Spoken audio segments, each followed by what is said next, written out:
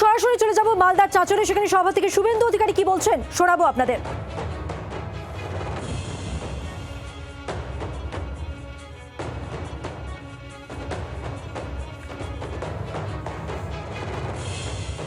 High voltage শুক্রবার, আজকে দুটি বড় সভা। নতুন বছরে বোঝাই যাচ্ছে ভোটের দামামা বেজে গেছে। টার্গেট 26-এ একদিকে যখন অভিষেক বন্দ্যোপাধ্যায়ের হাই ভোল্টেজ সভা, অন্যদিকে বিরোধী দলনেতা তিনি কিন্তু চাঁচলের সভায় বক্তব্য রাখছেন। মালদা থেকে তার কর্মসূচি পরিবর্তন সংকল্প যাত্রা, সেই সভায় ইতিমধ্যেই পৌঁছে গেছেন বিরোধী দলনেতা। চাঁচলে তিনি বক্তব্য রাখতে শুরু করেছেন। মালদা থেকে এই কর্মসূচি ভোটকে উদ্দেশ্য করে, অর্থাৎ স্বাভাবিকভাবেই যেটা স্পষ্ট, আজকের এই ফাটাফাটি ফ্রাইডেতে হাই ভোল্টেজ দুটি সভার দিকে আমাদের সকাল থেকেই নজর রয়েছে, যার প্রস্তুতির ছবিটা আপনাদের সামনে আমরা তুলে ধরেছি। অভিষেক বন্দ্যোপাধ্যায় তিনি আর কিছুক্ষণের মধ্যেই বারুইপুরে পৌঁছে যাবেন। অন্যদিকে মালদার চাঁচল থেকে শুভেন্দু অধিকারী তিনি বক্তব্য রাখতে শুরু করেছেন। পরিবর্তন সংকল্প যাত্রার যে কর্মসূচি, সেই কর্মসূচি থেকে বিরোধী দলনেতা তিনি বার্তা দিচ্ছেন নতুন বছরে ভোটের দামামা বেজে গেছে। আজ মালদার চাঁচলে কলম বাগানে বিজেপির পরিবর্তন সংকল্প সভা, যেখানে ইতিমধ্যেই পৌঁছে গেছেন বিরোধী দলনেতা শুভেন্দু অধিকারী। কলকাতা হাইকোর্টের অনুমতিতে আজ এই সভার অনুমতি দিয়েছে কলকাতা হাইকোর্ট, এবং নতুন বছরে ভোটের দামামা বেজে গেছে। হাই ভোল্টেজ দুটি সভার দিকে আমাদের নজর রয়েছে। একদিকে বারুইপুরের সভা অভিষেক বন্দ্যোপাধ্যায়, অন্যদিকে শুভেন্দু অধিকারী মালদায় চাঁচলের সভায় পৌঁছে গেছেন ইতিমধ্যেই। কলম বাগানে বিজেপির পরিবর্তন সংকল্প সভায় বিরোধী দলনেতা কি বক্তব্য রাখবেন সেদিকেই নজর। এর আগেই সভায় পুলিশের অনুমতি না মেলার অভিযোগে হাইকোর্টের দ্বারস্থ হতে হয়েছিল বিজেপিকে। 31শে ডিসেম্বরের শুনানিতে সভার ব্যাপারে শর্ত সাপেক্ষে অনুমতি দেন বিচারপতি বিশ্বরূপ চৌধুরী, আর শেষ পর্যন্ত কলকাতা হাইকোর্ট অনুমতি দিয়েছে এই সভাস্থলে শুভেন্দু অধিকারীকে সভা করার। অর্থাৎ আজকের এই কর্মসূচি গোটাটাই কিন্তু নির্বাচনকে মাথায় রেখে, যেমনই নতুন বছর পড়ার সঙ্গে সঙ্গে আমরা বুঝতেই পারছি যে চারিদিকে একটা পলিটিক্যাল আবহাওয়া, অর্থাৎ রাজনীতির এই আবহে নির্বাচনকে মাথায় রেখে টার্গেট 26।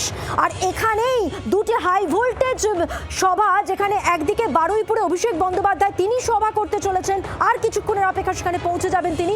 আর মালদায় বিরোধী দলনেতা শুভেন্দু অধিকারী তিনি পৌঁছে গেছেন ইতিমধ্যেই মালদার চাঁচলের কলম বাগানে বিজেপির পরিবর্তন সংকল্প সভার ছবি দেখাচ্ছি। আমাদের অন্যতম জেলা নেতৃত্ব কৃষ্ণা সরকার, শ্রীমতী বীণা কীর্তনিয়া, শ্রী অভিষেক সিংহানিয়া, শ্রী স্নেহাংশু ভট্টাচার্য, শ্রী রতন দাস, শ্রী অভিষেক মিশ্র, শ্রী নির্মলচন্দ্র মণ্ডল, শ্রীমতী অনিন্দিতা প্রামাণিক, শ্রী রূপেশ আগরওয়ালা, শ্রী শ্যামচাঁদ ঘোষ, শ্রী শিবেন্দু শেখর রায়, শ্রী উজ্জ্বল দত্ত, শ্রী সুভাষ কৃষ্ণ গোস্বামী এবং অজয় দাস সম্ভবত আসেননি, তিনি আমাকে মালদায় স্বাগত করে ওখানে অপেক্ষা করছেন। এবং বিশেষ করে আমার অতি প্রিয় ভাতৃসম মণ্ডল প্রেসিডেন্টরা, আমি প্রত্যেককে ধন্যবাদ জানাই। আপনারা জানেন কি করেছেন? এই এসডিওর নামটা লেখা থাকলো, সরকার হওয়ার পরে আপনার সঙ্গে দেখা হবে আমাদের। প্রথমে হাইকোর্টে আমরা গেলাম, হাইকোর্ট বলল 26 তারিখের মধ্যে জানিয়ে দাও করতে দিবে হ্যাঁ কি না। এসডিওর সঙ্গে বিনয় বাবু, প্রতাপ দা, অভিষেক মিশ্র, অভিষেক সিংহানিয়ারা দেখা করলো। এসডিও বলল আমি পারমিশন দিয়ে দেব, শুধু লিখে দিয়ে যান 1টা থেকে 3টে সভা হবে। এরা ভাবলো ভারতীয় জনতা পার্টি করে, রাষ্ট্রবাদী এরা সনাতন সংস্কৃতিতে বিশ্বাস করে, জাতীয়তাবাদে বিশ্বাস করে, মোদিজির সৈনিক। এরা বিশ্বাস করলো, এসডিও চেয়ারকে মর্যাদা দিল, লিখে দিয়ে এলো 2 তারিখে 1টা থেকে 3টে সভা হবে। লিখে নিয়ে রিজেক্ট করলো। তাই আমরা এখানে অনেক বক্তা বলতে পারলো না, আমাকেও ঘড়ি ধরে বলতে হবে 2:30টা বেজে গেছে, 3টে শেষ করতে হবে, কারণ আমরা হাইকোর্টকে মর্যাদা দেব। মর্যাদা এই কারণে আমি দেব, বিশেষ করে 104 বার রাজ্যের প্রধান বিরোধী দলের নেতাকে হাইকোর্ট থেকে অনুমতি নিয়ে কর্মসূচি করতে হয়েছে। এটি আমার 104তম হাইকোর্ট থেকে অনুমতি নেওয়া কার্যক্রম। চিরদিন কাহারও সমান নাহি যায়। এপ্রিল মাসের পরে তৃণমূল বিরোধী দলে যাবে, সেই দিন হিসাব হবে। বন্ধু, আমরা ঈশ্বরে বিশ্বাস করি, যে যেমন কর্ম করবে তাকে সেই মতো ফল পেতে হবে, এ কথা চিরন্তন সত্য। আজকে শুধু রাজনৈতিক কর্মসূচি নয়, ধর্মীয় কর্মসূচি করতে গেলে বাধা দেওয়া হয়। দুর্গা পূজা, কালী পূজা, জগদ্ধাত্রী পুজো, হনুমান জয়ন্তী, রামনবমী, কোথাও পারমিশন দেবে না। সোহরাবুর্দি আর জিন্না যে স্বপ্ন দেখেছিল মুসলিম লীগ, সেই স্বপ্নেই সরকার লালিত পালিত হচ্ছে। শুধু তাই নয়, মোথাবাড়িতে যখন ওয়াকফ অ্যামেন্ডমেন্ট বিল নিয়ে আক্রমণ করা হলো, হিন্দু দোকান ভাঙা হলো, সেদিনও প্রথমে অজয় গাঙ্গুলি, খগেন মুর্মু, গোপাল সাহা সহ তৎকালীন রাজ্য সভাপতি, আমাদের কেন্দ্রের রাষ্ট্রমন্ত্রী ডক্টর সুকান্ত মজুমদারকে 12 কিলোমিটার দূরে আটকে দেওয়া হলো বেড়া দিয়ে। আমি বললাম অজয় দাকে, কেন্দ্রের মন্ত্রীকে ঢুকতে দিচ্ছে না, আমাকে তো দেবেই না। আমি গেলাম হাইকোর্টে, হাইকোর্ট থেকে অনুমতি নিয়ে হিন্দুদের পাশে দাঁড়ালাম। মোথাবাড়ি বাজারে গিয়ে সে দৃশ্য দেখে চোখের জল রাখতে পারবেন না। নিরীহ দোকানগুলো, বাড়িগুলো ভেঙে তছনছ করেছে। একটাই অপরাধ, ওরা হিন্দু। একটাই অপরাধ, হিন্দুরা সংখ্যায় কম। এ জিনিস বরদাস্ত হবে না, এ জিনিস আমরা বরদাস্ত করব না। 5টা হিন্দুর দোকান ভেঙেছে, পাশে 3টা মুসলিম দোকান রেখে দিয়ে চলে গেছে। এরা কারা? এরা আমি মনে করি রাষ্ট্রবাদী হতে পারে না। ঠিক তারপরে একইভাবে ধুলিয়ান শামসেরগঞ্জে আমাকে ঢুকতে দেওয়া হয়নি।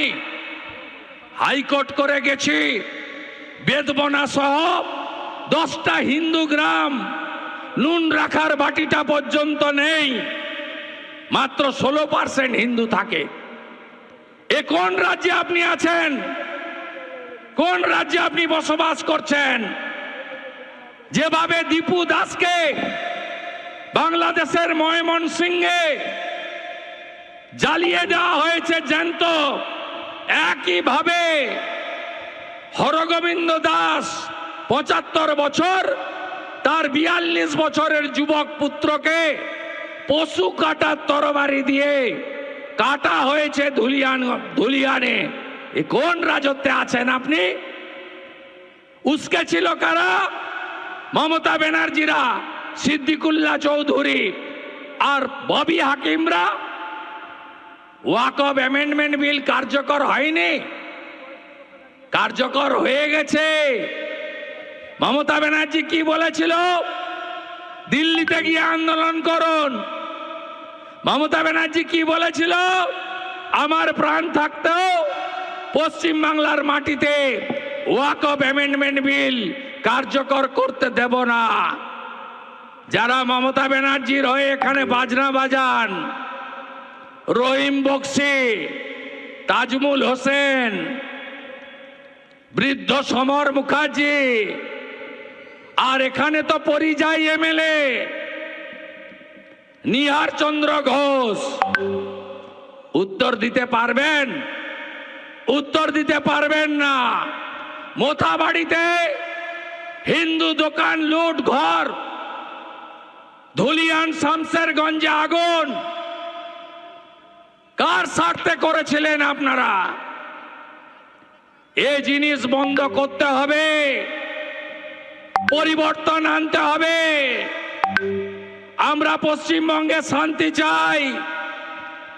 এই পশ্চিমবঙ্গ আমাদের কেউ দয়া করে দেয়নি।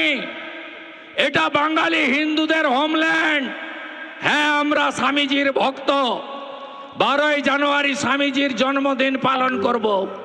স্বামীজি আমাদের শিখিয়েছেন নিজ ধর্মে আস্থা রাখো, অপর ধর্মকে শ্রদ্ধা করো। কিন্তু আপনারা অতীতটা ভুলে যাবেন না। প্রতাপদা বলছিলেন শিবরাম চক্রবর্তী থেকে ডক্টর শ্যামাপ্রসাদ মুখার্জির কথা। 1947-এ দেশ ভাগের আগে মোহাম্মদ আলী জিন্না ইংরেজের কাছে, কংগ্রেসের তৎকালীন নেতাদের কাছে বলেছিলেন কলকাতা সহ অবিভক্ত বাংলাকে আমাকে দিতে হবে পাকিস্তানে। রুখে দাঁড়ালেন দুজন, একজন ডক্টর শ্যামাপ্রসাদ মুখার্জি, আরেকজন ভারত সেবাশ্রম সংঘের প্রতিষ্ঠাতা স্বামী প্রণবানন্দ। তারা বললেন আমরা বাঙালি হিন্দু বেশি থাকি, পশ্চিমবঙ্গ দেব না। ইংরেজরা বলল আইনসভাতে যাও, ভোট করো, বেশিরভাগ যার দিকে আমরা সেই সিদ্ধান্ত নেব। ডক্টর শ্যামাপ্রসাদ মুখার্জি বিধানসভায় প্রস্তাব আনলেন যে আমরা ভারতে থাকব। 1947 20 জুন 58 জন হিন্দু আইনসভার মেম্বার ভোট দিলেন ভারত ভুক্তির পক্ষে। 21 জন মুসলিম আইনসভার মেম্বার ভোট দিলেন পাকিস্তান ভুক্তির পক্ষে। আমরা থেকে গেলাম বাংলা। আর মালদা, মুর্শিদাবাদ, নদিয়ার একটা বড় অংশ 15ই আগস্ট আমরা পাইনি, 17ই আগস্ট পেয়েছিলাম। আরো দুদিন পরে ডক্টর শ্যামাপ্রসাদ মুখার্জি কৃষ্ণনগরের তৎকালীন রানীমা আর গৌড়বঙ্গের যারা শাসক ছিলেন তারা ছিনিয়ে এনেছিলেন। তাই বড় বড় কথা। আজকে এই ভূমিকে আমরা রক্তাক্ত হতে দেব না। ভারতীয় জনতা পার্টি গুজরাটের মতো শিল্প কর্মসংস্থান দেওয়ার কথা বলে। ভারতীয় জনতা পার্টি উত্তরপ্রদেশ আর বিহারের মতো সুশাসন সুরক্ষা দেওয়ার কথা বলে। ভারতীয় জনতা পার্টি কৃষকদের উন্নতির কথা বলে। আজকে মালদা জেলা বলুন তো 11 সাল থেকে তৃণমূল ক্ষমতায় আছে। যদিও এই জেলায় আমি তৃণমূলে থাকাকালীন তখন তো দিদি ছিলেন, উনি পিসি হননি। যেদিন পিসি হয়েছে আমি উনাকে ছেড়ে চলে আপনাদের কাছে এসেছি। 5 বছরও বেশি সময়। আমি জানি প্রথম দিন থেকে এই মালদার মানুষ তৃণমূলকে, তার দলকে ঘৃণা করে।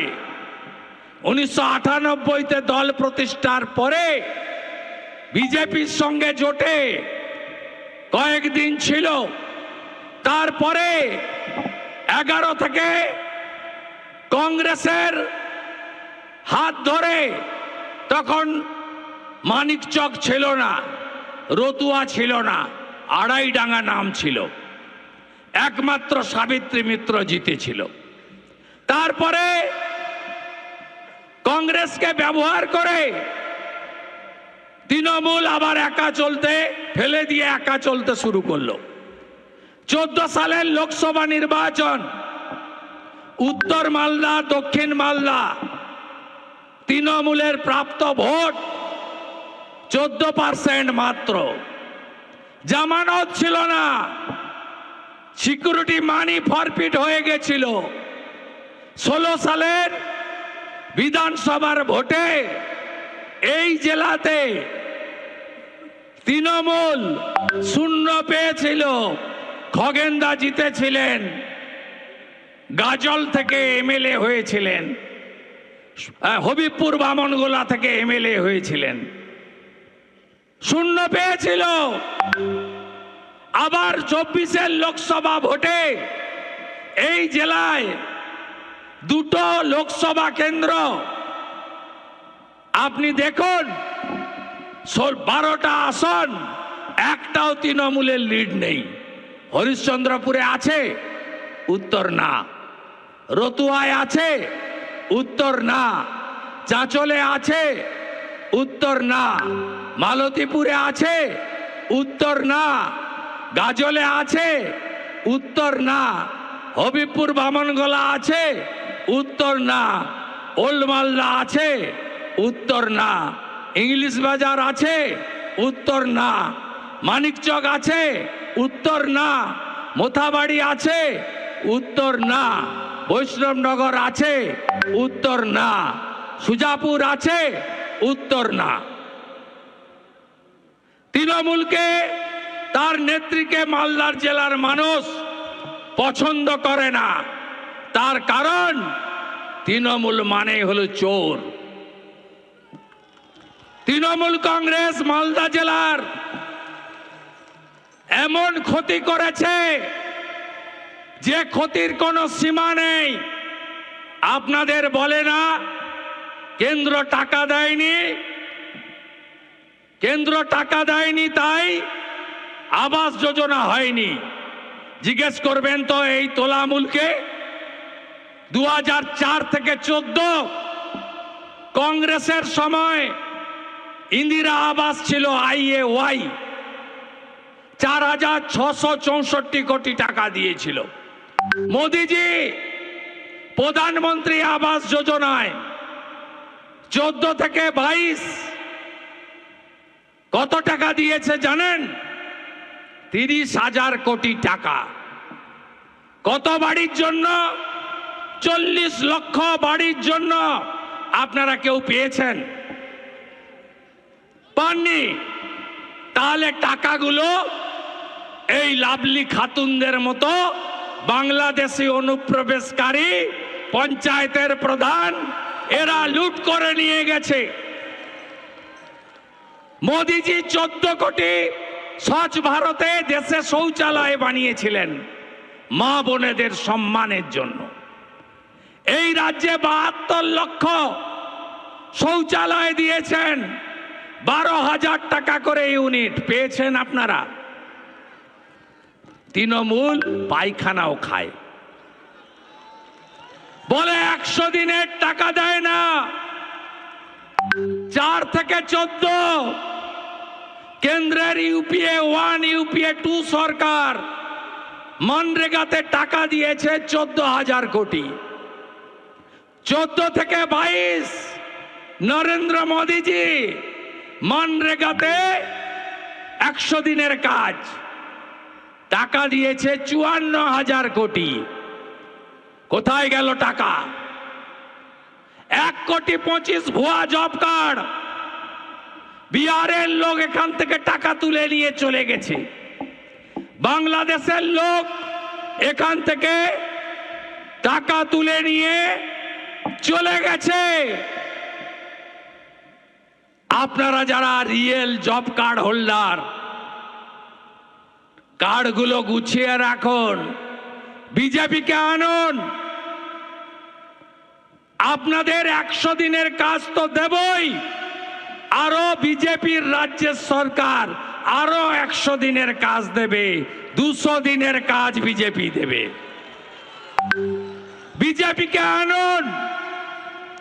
1,20,000 বাড়ি হয় না, 12,000 টাকা এখন বালির দাম। ওই টাকায় বালি হয়? 3 লাখের বাড়ি বিজেপির অঙ্গীকার।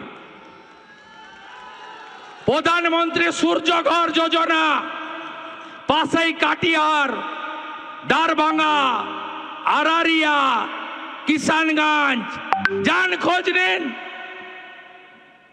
প্রতি বাড়িতে নরেন্দ্র মোদীজির সূর্য ঘর প্রকল্পে ৮০,০০০ টাকা করে পেয়েছে পার বাড়ি, আর সোলার প্যানেল লাগিয়ে দেওয়া হয়েছে, জিরো আপনাদের ইলেকট্রিক বিল। প্রত্যেক ঘরে নলে জল। বিহারে নীতিশ কুমারজির নেতৃত্বে জল জীবন মিশনে নলে জল এসেছে। আর মালদা জেলায় বড় একটা জায়গা আর্সেনিক যুক্ত, আপনারা জল পেয়েছেন নলে? নল আছে? নল আছে? নল আছে? নল আছে? জল নাই, তাই তো? নল আছে? নল আছে? নল আছে? নল আছে কিন্তু জল নাই। এদেরকে তাড়াবেন না, তাড়াবেন না। বড় বড় কথা, 6 ফুট লম্বা, এখানকার মুখ্যমন্ত্রী হয়ে গেছে রহিম বক্সি। বড় বড় কথা, ঢুকতে দিবনি, গাছে বেঁধে রাখবো, পা ভেঙে দিব, মাথা গুঁড়িয়ে দেব, বাপের নাম যদি ঠিক থাকে কলম বাগানে আয়, দাঁড়িয়ে আছি।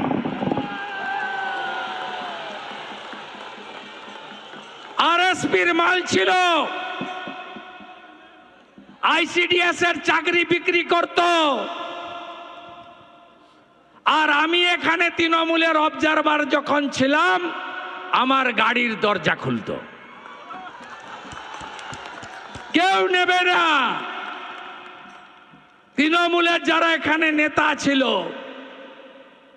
হামিদ ভাই থেকে শুরু করে, মালতীপুরের ইমদাদ ভাই থেকে শুরু করে, রফিকুল থেকে শুরু করে, কেউ নেবে না। বলছে মালটা চোর, দাদা একে নেবেন না। 1.5 বছর ধরে গাড়ির দরজা খোলে আর বন্ধ করে, যা বাঁহাতে একটা পতাকা ধরিয়ে দে। বড় বড় কথা। ওর থেকে আবার ওর বেটা বড় নেতা। আমি বলে গেলাম, আমি সিপিএম এর আমলে লক্ষণ শেঠকে হারানো, আর তৃণমূলের সূর্য যেদিন মধ্য গগনে, সেদিন নন্দীগ্রামে মমতা ব্যানার্জিকে হারানো লোক। মালতীপুরে কে জিতবে আমি জানি না, কারণ হিন্দুদের সংখ্যা কম, 20-22% হবে, তাই তো নাকি? 25% হবে বড় জোর। কিন্তু রহিমকে আমি জিততে দেব না, দেব না। আমি আপনাদের কথা দিয়ে গেলাম, আমি প্রতাপ সিং আর শঙ্কর চক্রবর্তীকে ডাকবো কলকাতাতে, বলে দেব কি করে এদের সমূলে উৎপাটিত করতে হয়। আমি জানি, ভরসা রাখুন। তাজমুল মিয়া আগে ভালো ছিল, এখন বদলে গেছে। চোরের দলে গেলে সবাই বদলাবে। আমরা বুঝেছিলাম বলে আমি কার্তিক আগেই পালিয়ে এসেছি, 6 বছর আগে। অমলান আছে, আমরা পালিয়ে এসেছি। খগেনদাও বুঝেছিল মোদিজি ছাড়া এই দুর্বৃত্তদের তাড়ানো যাবে না, লাল পার্টি পারবে না, তাই আমরা সবাই এসে গেছি গেরুয়ার নিচে। এই রাজ্যের মধ্যে 2 জায়গায় হিন্দুদের সবচেয়ে বড় জোট হয়েছে, হিন্দু আদিবাসীদের। একটা উত্তর মালদায় 85% হিন্দু পদ্মফুলে ভোট দিয়েছে। যদি গোটা রাজ্যে উত্তর মালদাকে দেখে সনাতনীরা একটু এগিয়ে আসে না, 200 নয় 220টা সিটে বিজেপি জিতবে। আরেকটা জায়গায় একজোট হয়েছিল হিন্দুরা 2021-এ নন্দীগ্রামে, 65% এক হয়েছিল প্রথমবার। আমি 2000 ভোটে জিতেছিলাম। 24-এ 72% হিন্দু এক হয়েছে। অভিজিৎ গাঙ্গুলি 8200 লিড পেয়েছে। আর 3 মাস পরের ভোটে ওখানেও উত্তর মালদার মতো 85% হিন্দু পদ্মফুলে ভোট দেবে, এবং বিজেপি যাকে দাঁড় করাবে তিনি 20,000 ভোটে জিতবেন। আপনারা নিশ্চিন্ত থাকুন। আপনারা জানেন এসআইআর এর বিরোধিতা কেন করছিল? কেন করছিল জানেন? এই যে ভুয়া ভোট দেয়, আপনি জানেন খগেনদাকেই হারিয়ে দিত একটা দুর্নীতিগ্রস্ত পুলিশ অফিসার। বালুরঘাটে গেলে সবাই বলে চরিত্রহীন প্রসূন। তিনি এখন নেতা হয়েছেন, রাজ্য সরকারের পোস্টেও আছেন, 1,10,000 টাকা বেতন পান। আবার চাঁচল হরিশ্চন্দ্রপুরের কোঅর্ডিনেটর হয়েছে। বিচিত্র রাজ্য, এই রকম রাজ্য কোথাও পাবেন না। তো উত্তর মালদায় কোনো নেতা নাই, উত্তর মালদায় এমপি সিটে দাঁড়ানোর মতো কোনো লোক নেই। গনি খান চৌধুরীর বাড়ির মেয়ে মৌসুম বেনজির নূর লড়েছিল 19-এ, তাকে তো ঘরে ঢুকিয়ে দিয়েছেন। প্রসূনের মধ্যে কি এমন মধু পেলেন? ইংরেজ বাজার থেকে নিহার ঘোষকে চাঁচলে এমএলএ করতে হবে। চাঁচলে এমএলএ হওয়ার লোক নেই। কি পেয়েছেন চাঁচল আপনারা? রবীন্দ্রনাথ ঠাকুরের ছবিটা পুড়িয়েছে, এরা বাঙালি বলে। 2 দিন ধরে অ্যারেস্ট করেনি।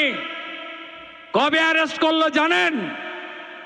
আমরা আইসিসিআর থেকে রবীন্দ্র সদন মিছিল করার পরে। এই যে আইসে শুনছেন তো নাকি? দূরে দাঁড়িয়ে খুব লজ্জা লাগছে না? এত বাধা দিলাম, 26 তারিখ বাতিল করলাম, 2 তারিখে কোর্ট খুলবে, ভ্যাকেশন বেঞ্চে চলে গেল বিজেপি। ভাবতেই পারছে না আইসি কি হবে আমার। ভাইপো আসবে 7 তারিখে, তারপরে পিসি আবার আসবে, কি হবে আমার? আপনার যা হবে এপ্রিল মাসের পরে বুঝতে পারবেন। আপনার যা হবে বুঝতে পারবেন। এবারে বিজেপিকে কেউ রুখতে পারবে না। ছাপ্পা মেরে চুরি করে বাংলাদেশি মুসলিম অনুপ্রবেশকারীদের ভোট নিয়ে আমাদের সঙ্গে ওদের তফাৎ 2024-এ মাত্র 40 লাখ। আর প্রথম রাউন্ড সেমিফাইনালে এসআইআর থেকে বাদ চলে গেছে 58 লাখ। ये तो पहले झांकी है, अभी काशी मथुरा बाकी है। 14 ফেব্রুয়ারি দেখবেন তৃণমূল বলছে আমরা ভোটে লড়ব না। ভোটার লিস্ট থেকে আরো অবৈধ ভোটার, ভুয়া ভোটার আর লাভলি খাতুন নাকি খাতুন, এদের মতো বাংলাদেশি মুসলিম অনুপ্রবেশকারী রোহিঙ্গা মুক্ত ভোটার লিস্ট হবে। বাবা থাকে বরিশালে, ছেলে আছে চাঁচলে, নাম তার মফিজুল। সে আরেকটা বাবা পাতিয়ে ফেলেছে, সে আরেকটা বাবা ধরে ফেলেছে কালিয়াগঞ্জ হেমতাবাদের ভোটার লিস্ট খুঁজে। আরেকটা বাবা ধরে ফেলেছে সিরাজুল। কারণ নাম থাকবে না বন্ধু, থাকবে না। এসআইআরে কি হতে যাচ্ছে তার ট্রেলারটা দেখেছেন তো? দিল্লিতে বেরিয়ে এসে তৃণমূলের সেকেন্ড ইন কমান্ড বলছে এই ভোটার লিস্ট মানি না। এখন থেকে বলছে 14 ফেব্রুয়ারির পরে 15 তারিখ এই কথা ওরা সবাই বলবে। একদম নিশ্চিন্ত থাকুন। কি করতে হবে বন্ধুদের? মমতা ব্যানার্জি কি বলেন মুখ্যমন্ত্রী? ধর্ম যার যার, উৎসব সবার। আমি কি বলি? ধর্ম যার যার, রক্ষা করার দায়িত্ব তার তার। কি করতে হবে বন্ধু? মেরা বুথ সবচেয়ে মজবুত।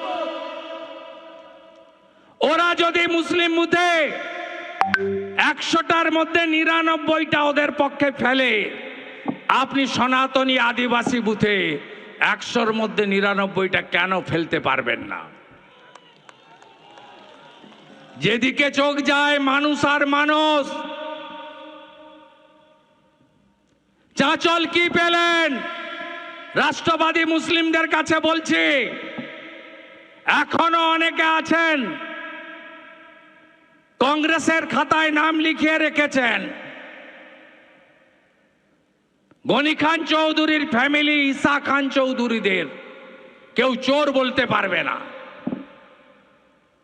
এখানে অনেক বর্ষিয়ান নেতা,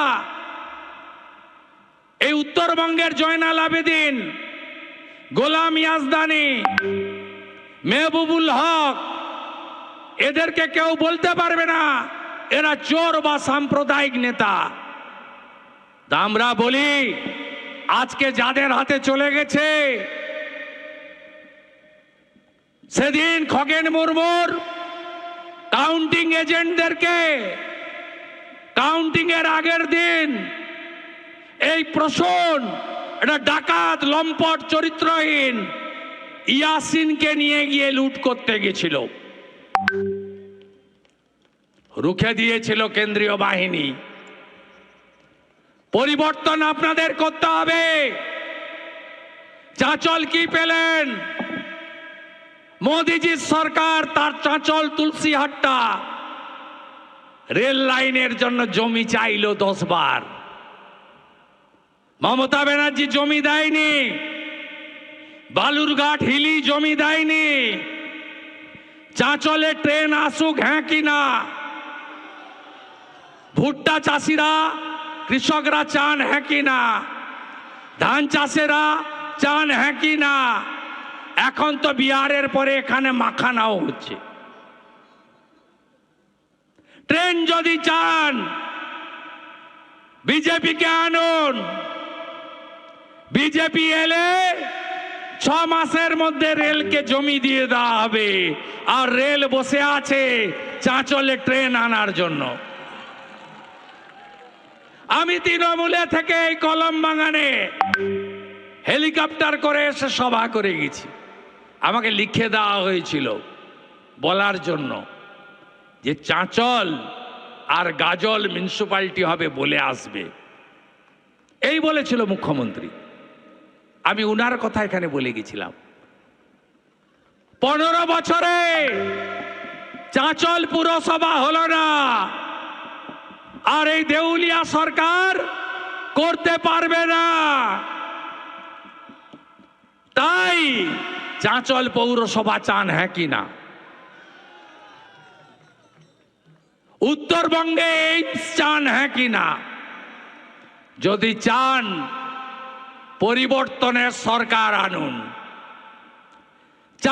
এই মালদা জেলায় কি হিন্দু কি মুসলিম, পরিযায়ী শ্রমিক কত বলুন?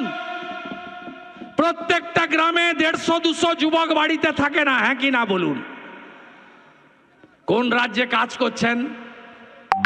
বিহারে, ইউপিতে, মহারাষ্ট্রে, গুজরাটে, উড়িষ্যাতে, এমনকি আসাম, নর্থ ইস্টার্নে গিয়ে পরিযায়ী শ্রমিকরা কাজ করছেন। আমরা কথা দিচ্ছি, প্রতি বছর এসএসসির পরীক্ষা হবে, মেধা অনুযায়ী চাকরি হবে। ওএমআর এর কার্বন কপি শিক্ষিত ছেলেরা বাড়ি নিয়ে আসবেন। একটাও পরিযায়ী যুবককে অন্য রাজ্যে থাকতে দেব না, এই রাজ্যে এনে হাতে কাজ দেব, ভারতীয় জনতা পার্টির অঙ্গীকার। আমরা প্রথম দিন থেকে বলেছি, ভারতীয় মুসলিমদের সঙ্গে আমাদের ঝগড়া নেই, কিন্তু ছাড়বো না মোথা বাড়ির দাঙ্গাবাজদের, ছাড়বো না ধুলিয়ান শামসেরগঞ্জে দাঙ্গাবাজদের। আপনারা যদি চান হাতে কাজ, পেটে ভাত, মাথায় ছাদ, আনুন বিজেপিকে।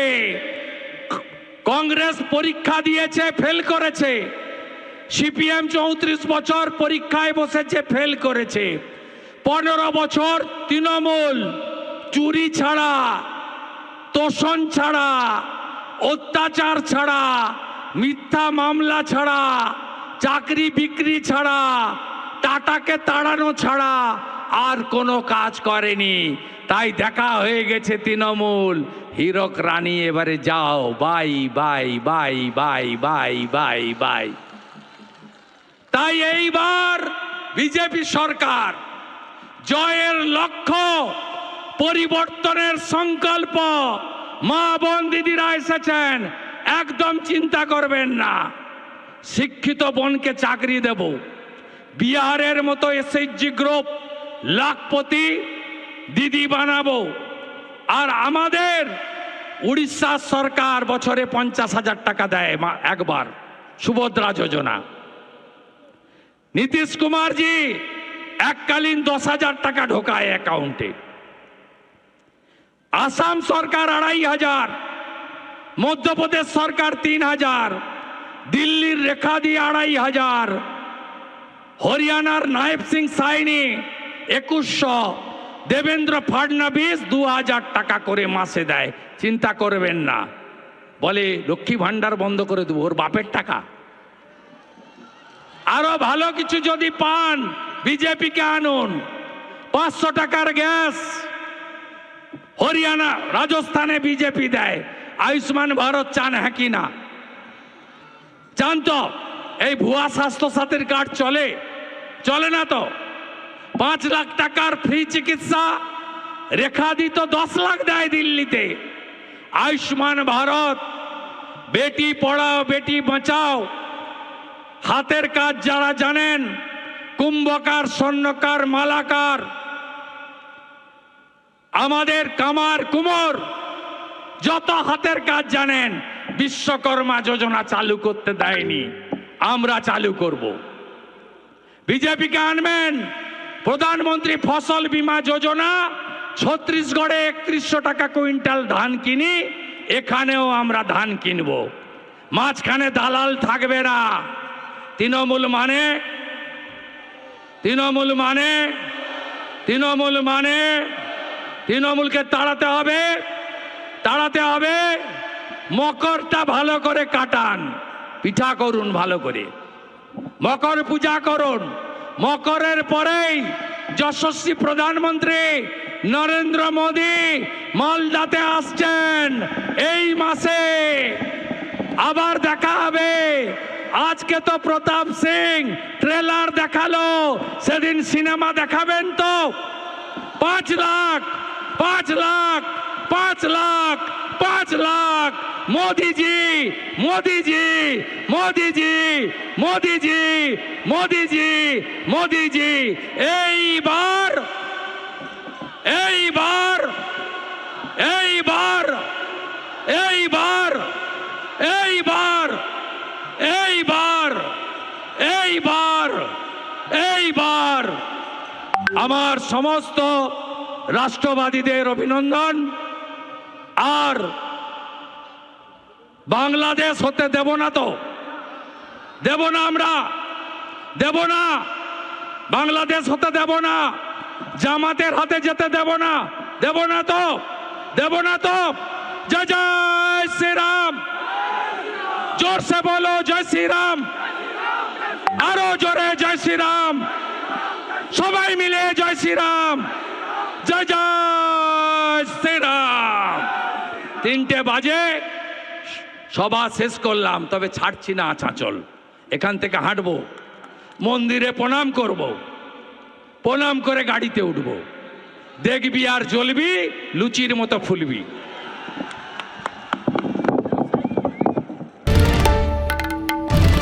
বাংলার আওয়াজ, বাঙালির আবেগ, জি 24 ঘন্টা।